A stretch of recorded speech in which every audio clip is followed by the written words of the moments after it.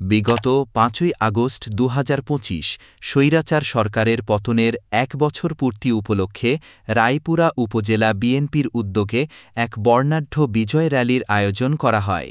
রায়পুরা উপজেলা বিএনপি ও তার সকল অঙ্গ ও সহযোগী সংগঠনের অংশগ্রহণে আয়োজিত এই র্যালিতে প্রধান অতিথি হিসেবে উপস্থিত ছিলেন বিএনপি কেন্দ্রীয় কমিটির বিজ্ঞান ও প্রযুক্তি বিষয়ক সহসম্পাদক ইঞ্জিনিয়ার আশরাফ উদ্দিন বকুল। এছাড়াও উপস্থিত ছিলেন নরসিংদী জেলা যুবদলের সভাপতি মহসিন হোসেন বিদ্যুৎ, রায়পুরা উপজেলা বিএনপির সিনিয়র নেতৃবৃন্দ এবং স্থানীয় যুবদল, ছাত্রদল, স্বেচ্ছাসেবক দলসহ সকল স্তরের নেতাকর্মী।